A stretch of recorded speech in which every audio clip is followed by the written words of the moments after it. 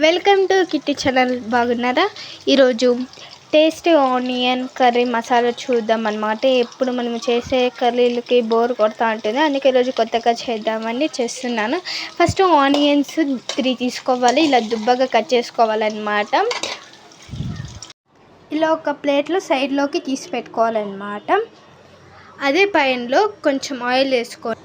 ఇలా ముందుగానే కట్ చేసి పెట్టుకున్న చిన్న ముక్కలు వేసుకోవాలన్నమాట. వీటిని బాగా వేయించుకోవాలన్నమాట. ఇలాగ బాగా వేయించుకున్న ముందుగానే 2 టమాటాలు పేస్ట్ చేసుకొని పెట్టుకోవాలన్నమాట.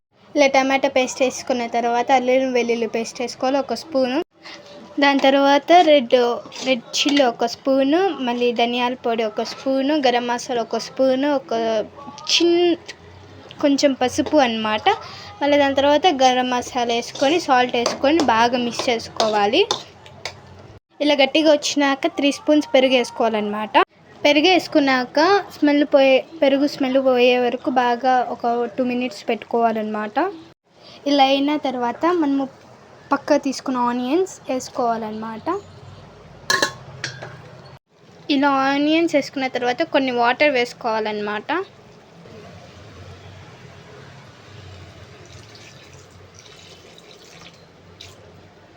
ఇలా కొన్ని వాటర్ వేసుకున్నాక 3 మినిట్స్ పెట్టుకొని దించేస్తే రెడీ.